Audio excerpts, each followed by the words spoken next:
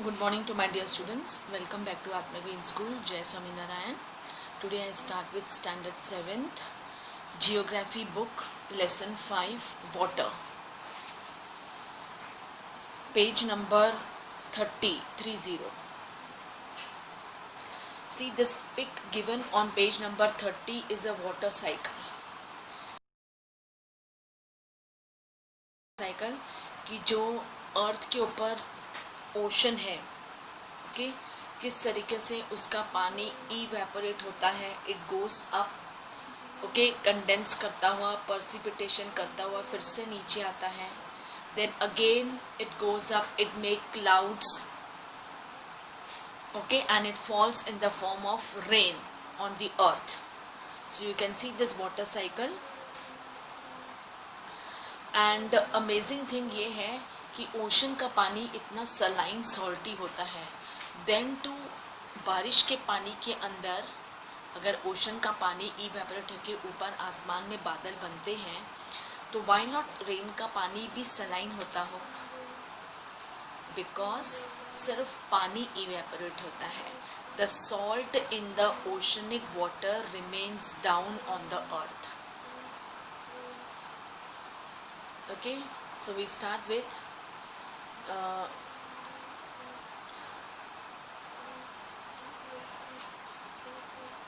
when you think of water, what images come to your mind?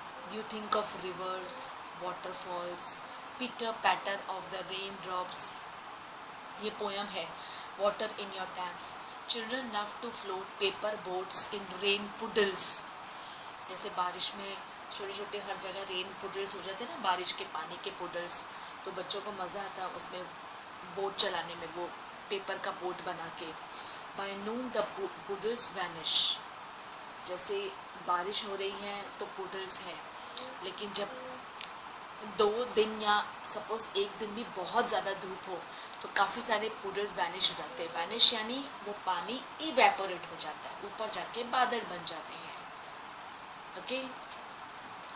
The sun heat, sun की heat इतनी ज़्यादा है कि it causes evaporation of water into the vapour.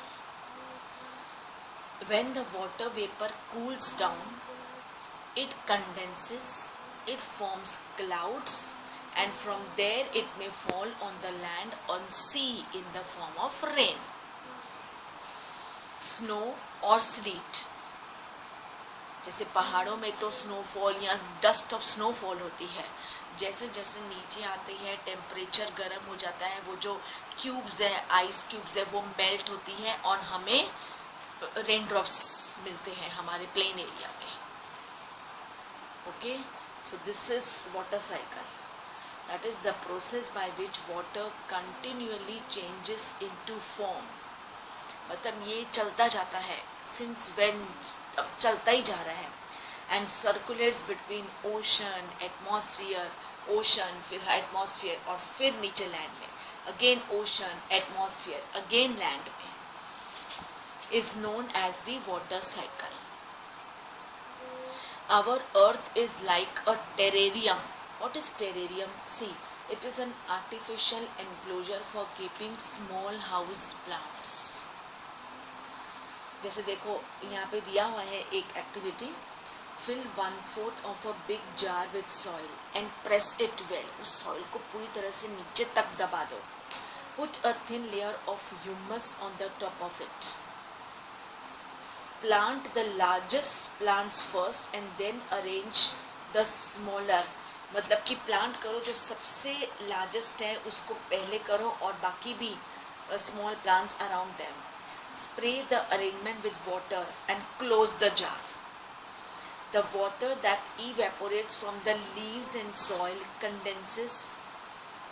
Okay, है ना, उसमें से जो वेपर और लीव्स और सॉइल में से जो पानी निकल रहा है वो जार बंद हो गया है, अंदर ही अंदर कंडेंस होता है और फिर से then falls again back in the form of water.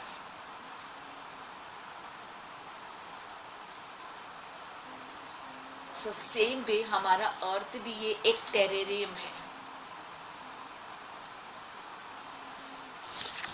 Okay, So our earth is like a terrarium. The same water that existed कितने सालों से ये दुनिया भी नहीं बनी है तब से water exist on this planet earth, और आज तक है. The water used to irrigate a field in Haryana may have flowed down the Amazon River 100 years ago. The major sources, कहाँ से आता है पानी, are the rivers, ponds, springs and glaciers. The oceanic bodies and the sea contain salty water. The water of the ocean is salty or saline as it contains large amount of dissolved salts. Most of the salt is sodium chloride or the common table salt that you eat. Okay. Then see on the this blue box, salinity is the amount of salt. कितना salt present है in grams present in 1000 grams of water. जितना पानी है उतना ही salt है.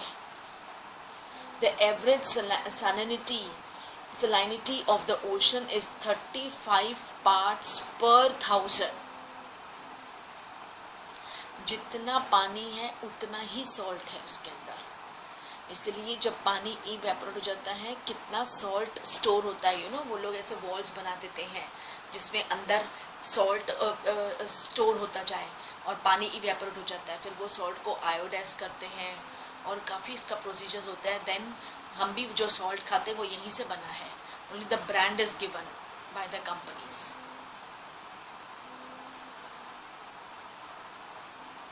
We all know that 3/4 of the earth's surface is covered by water. If there is more water than land on this earth, why do so many countries face water scarcity? इतना पानी है ना, सोचने वाली बात है ना, क्वेश्चन मार्क है कि 3/4 पार्ट हमारी अर्थ पानी है और 1/4 पार्ट पूरा वर्ल्ड ह्यूमन बींग्स है. फिर भी पानी की स्कैसिटी क्यों है? अगर पानी ज्यादा है, लोग कम है, फिर पानी की स्कैसिटी क्यों है ना, ये क्वेश्चन मार्क है. Point to be noted. Is all the water on the earth available to us? Yes. यहाँ पे आया ये पॉइंट कि नहीं, समुंदर का, सी का पानी हमारा किस यूज, कोई यूज नहीं सिवाय वाटर, सिवाय सॉल्ट के. हमारे लिए चलो बाकी ठीक है, ट्रांसपोर्टेशन नॉट दैट पार्ट, लेकिन हमारे लिए the following table shows the distribution of water in percentage. Ocean में 97.3 सलाइन वाटर है. Ice caps 2.0. मतलब सॉल्ट तो सब में है पर सबसे ज्यादा ओशन में है. Ice caps 2.0. ग्राउंड वाटर, जमीन के नीचे के अंदर का वाटर 0.68. फ्रेश वाटर लेक्स में भी है लेकिन देखो 0.009. Inland seas and salt lakes 0.009. Atmosphere में भी है 0.0019. Reverse 0.0001.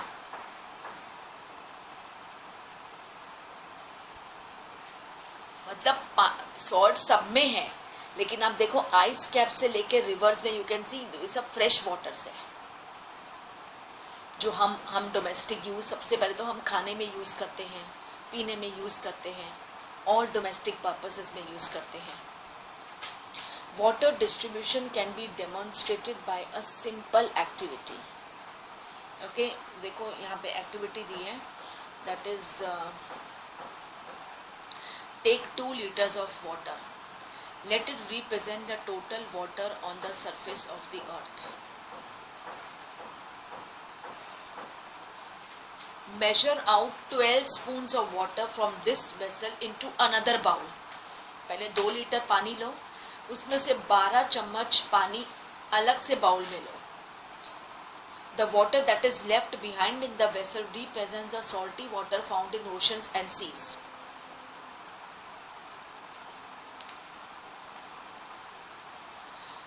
This water is obviously not fit for consuming. Yes, it is true.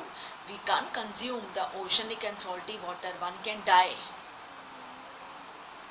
It is saline, that is contains salts. The 12 spoons water that was taken in the bowl is a total amount of fresh water on earth. The figure shows us the distribution of this fresh water. See for yourself how much water can actually be used by you. Okay, this activity you can do at home. So ये activity आप घर में करा करो. Okay.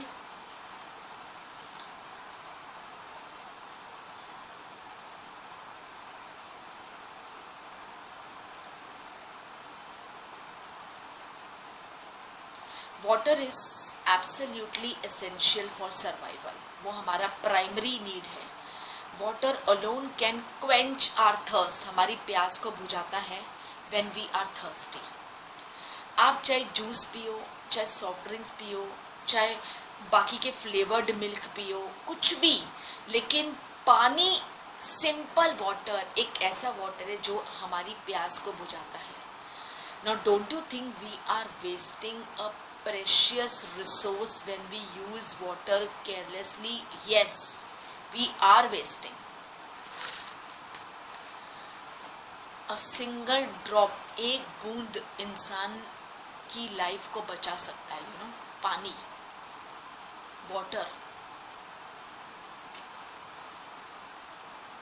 Water से कई बीमारियां होती है. पानी अगर अच्छा नहीं हो तो कई बीमारियां होती है. So why is water important for us?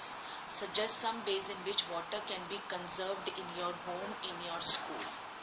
That is, March 22nd is celebrated as World Water Day, when the need to conserve water is reinforced in different ways. Water को conserve, preserve करना है, उसे बार बार reuse करो in different ways. It can. Next is oceanic circulation. There is something magical about walking bare feet on the seashore. है ना? bare feet समुद्र किनारे चलना बहुत मजा आता है. एक अलग ही मजा है.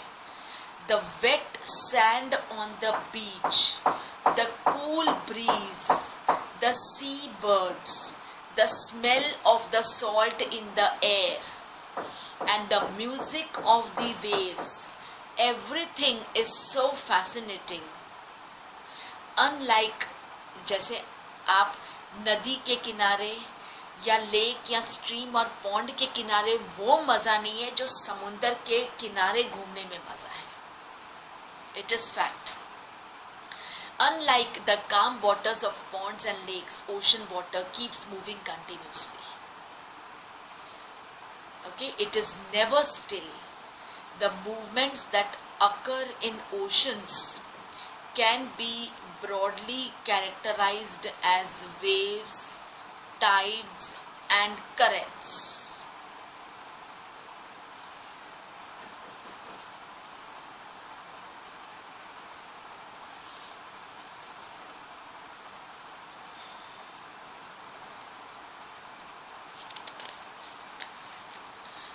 जो नदी पानी पॉन्ड्स या लेक्स में जो वाटर स्टिल रहता है, राइट, आवाज़ नहीं आती ज़रा भी उसकी, काम शांत होता है. लेकिन ओशन के किनारे आप जाओ तो कितनी वेव्स की आवाज़ आपको आती है. You can hear because there are many movements in the oceans. Waves, when you are playing throw ball on the beach and ball falls in the water, what happens? है ना? आप में से भी तो कई लोग समुंदर किनारे गए होंगे. यू हैव एंजॉयड समुंदर का मज़ा कुछ और ही है. सपोज आप बॉल खेल रहे हो, ओके, सैंड के ऊपर, और अचानक बॉल आपका पानी में चला गया. It is fun to watch how the ball अपने आप ही, बॉल ऐसे लगेगा जैसे अंदर चला गया. नहीं, जब ऊंची लहरें आएंगी वेव्स की तो वो बॉल को अपने आप बाहर लेके आ जाएगी. और मतलब कितना मजे वाली बात है ना कि आपका बॉल पानी में गया, आपको लगा गया, लेकिन नहीं, ओशन में तो मूवमेंट्स होती रहती है, तो बॉल वो आपका बाहर अपने आप लेके आ जाएगा। Various river, stream, lake, ponds में ऐसा नहीं होगा। एक बार आपका बॉल अंदर गया तो गया, वापस नहीं आएगा। लेकिन ओशंस का देखो, it is fun to watch how the ball gets washed back to the shore by the waves. When the water on the surface of the ocean rises and falls alternatively, they are called waves. Okay? ऊंची waves आती है और ऐसे करके अपने आप ऐसे गिरती है waves, और आपका बॉल अपने आप आपके पास आ जाता है ना? कितनी that is एक मैजिक है। Storm. During a storm, the wind blows at a very high speed, form huge waves. जब तूफान आता है तब ऊंची ऊंची लहरें होती है, बहुत आवाज करती है। These may cause tremendous destruction. जो तूफान है ना, वो ड्यूरिंग अ स्टॉर्म जो तूफान लेके आता है समुंदर किनारे या बारिश के साथ, वो इंसान की लाइफ एंड प्रॉपर्टी को बहुत बड़ा डिस्ट्रक्शन है। An earthquake, a volcanic eruption or underwater slides can shift large amounts of ocean water. आपको पता भी नहीं चलेगा कब ओशन में तूफान आता है। That is tsunami. अर्थक्वेक, पानी का अर्थक्वेक, उससे सुनामी का नाम दिया गया है। आप एंजॉय कर रहे हो, ऊंची ऊंची लहरें आ रही, आपको लग रहा है अरे ये तो, लेकिन अचानक ही मतलब सब कुछ डिस्ट्रॉय हो जाता है। You know, this is a fact. याद है ये सुनामी आया था बहुत टाइम पहले तमिलनाडु के कोस्ट में, 2004 दिसंबर में आया था।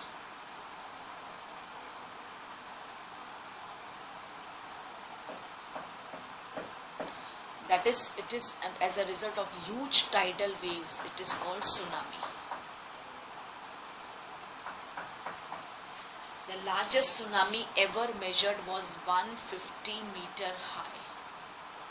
These waves travel at a speed of more than 700 kilometer per hour. कितनी स्पीड? 700 किलोमीटर पर आवर, एक घंटे में 700 kilometre. The tsunami of 2004 caused widespread damage in the coastal areas of India. The Indira Point in the Andaman and Nicobar Islands, वो तो submerge हो चुका है tsunami में। आफ्टर द सुनामी तो पूरा सबमर्ज हो चुका है, वो है ही नहीं। इंदिरा पॉइंट हुआ करता था 2004 के पहले, लेकिन ये सुनामी आया तो अंडमान निकोबार के पास जो इंदिरा पॉइंट है वो तो वैनिश्ड हो चुका है। It has been submerged under the water. Tsunami, the Earth's pandemonium. Tsunami और the harbor. Tsunami आता है हमेशा समुद्र किनारे। Harbors wave struck havoc जो इंडियन ओशन में आया था on 26 December 2004. The wave was the result of the earthquake that had its epicenter close to the western boundary of Sumatra.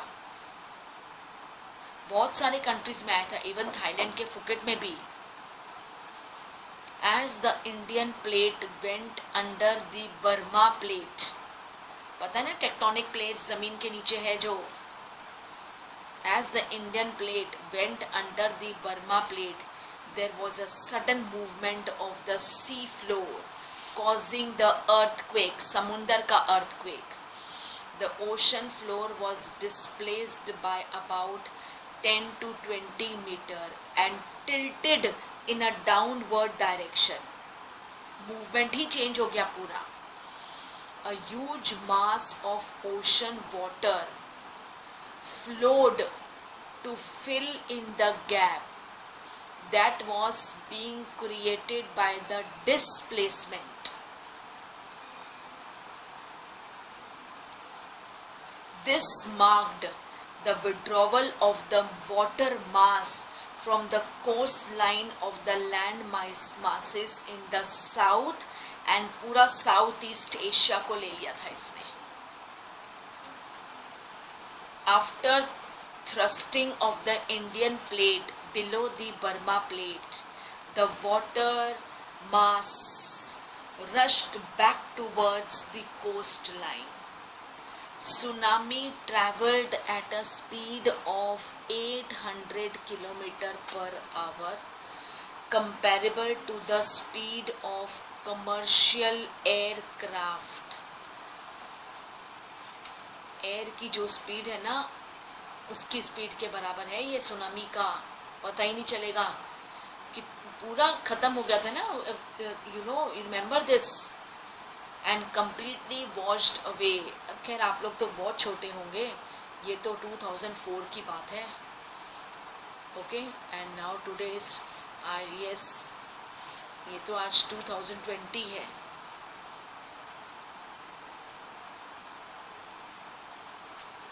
बहुत छोटे होंगे आप लोग तो शायद याद भी नहीं होगा. Washed away some of the islands in the Indian, ये एक्चुअली अंडमान निकोबार, ये भी सब कुछ वॉश्ड हो गया था. ये तो फिर से इंसेप्ट किया है. The Indira point in the Andaman and Nicobar islands, जिसे साउथ का टिप, मोस्ट टिप, एकदम नीचे का पॉइंट माना जाता था of India, got completely submerged.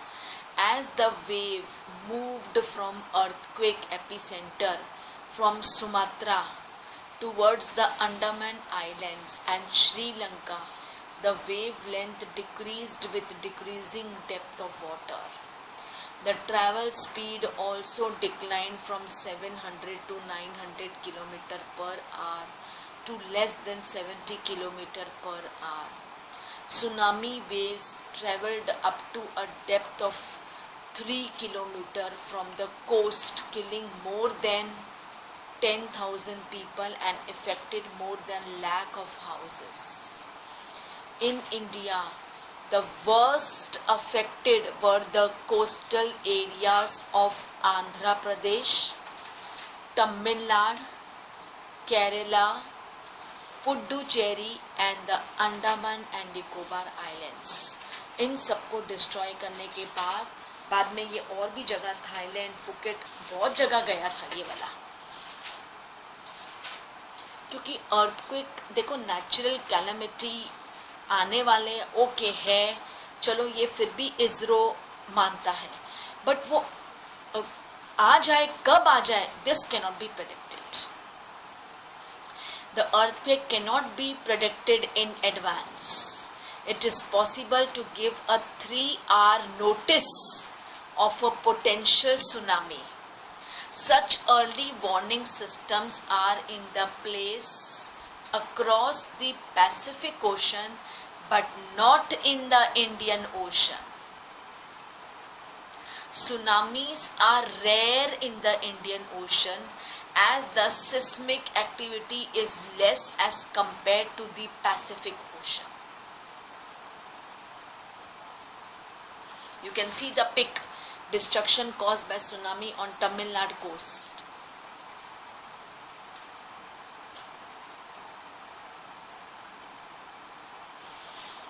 The tsunami that ravaged the South and Southeast Asian coast in December 2004 is the most devastating tsunami in the last several hundred years. मतलब ऐसा tsunami कभी नहीं आया था जो ये 2004 26 दिसंबर को आया था, कभी नहीं हुआ था. The large damage caused to life and property was primarily a result of lack of monitoring, the early warning systems, and knowledge among the coast dwellers of Indian Ocean. मतलब due to the lack of knowledge, okay, warning भी बहुत मतलब पहले नहीं दी गई थी, lack of warning systems था, lack of monitor, मतलब थोड़ी लीलियंट ले लिया, गलती से भी हुआ है. और जो समुद्र किनारे रहते हैं उनको तो नॉलेज ही नहीं है इसके बारे में. The first indication that tsunami is approaching is the rapid withdrawal of water from the coastal region followed by destructive wave. कैसे पता चला ये सुनामी आ रहा है कि आ रहा है? Is the rapid withdrawal of water from the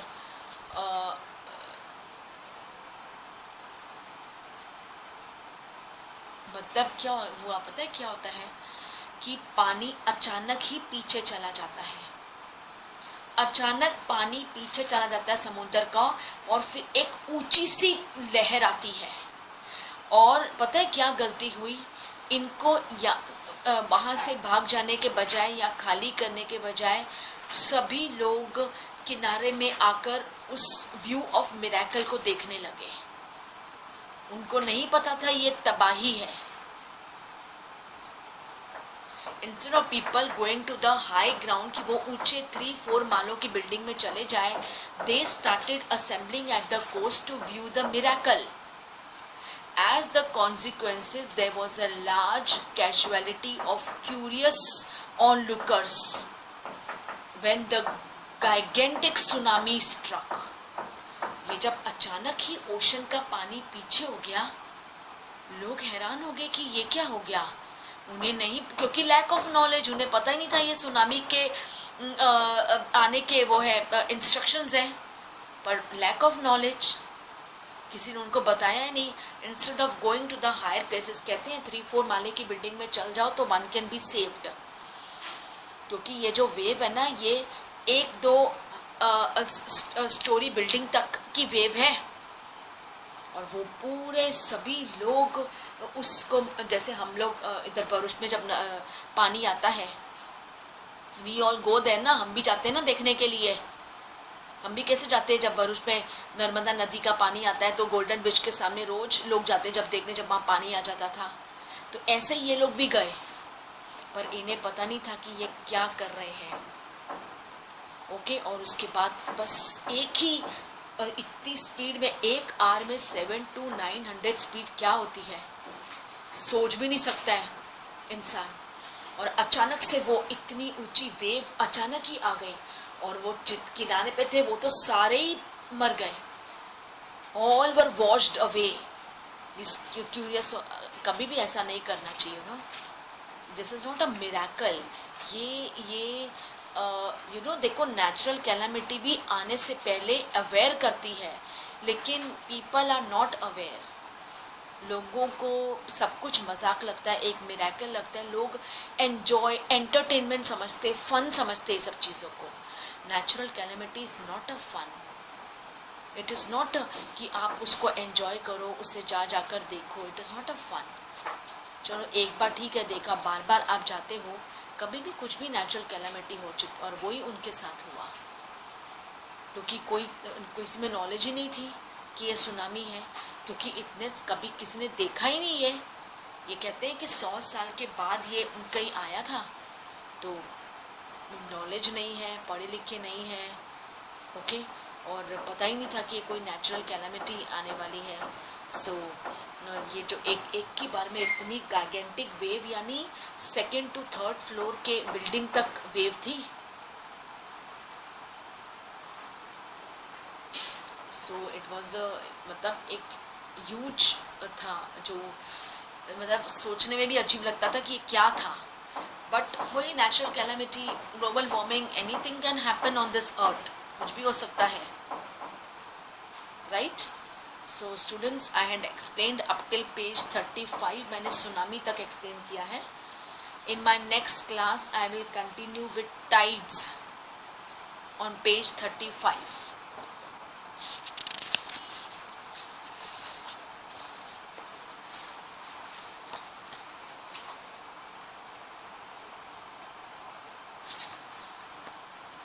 So page 35, that is tides, I will continue in my next class. It is a beautiful lesson, please do read the lesson.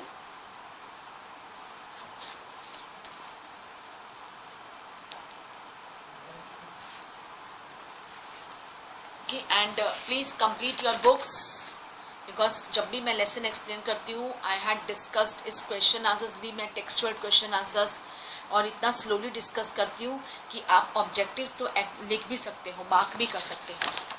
Okay, that is given. जो objectives आपको दिए होते हैं at least वो तो आप mark कर सकते हो. I say so slowly. Okay, and do complete your books. और जो मैंने सब्जेक्ट एनरिचमेंट एक्टिविटी दी है please start doing that. Okay, no excuses I want.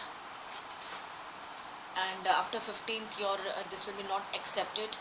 So with this I wrap up my class here. Thank you to all. Take care.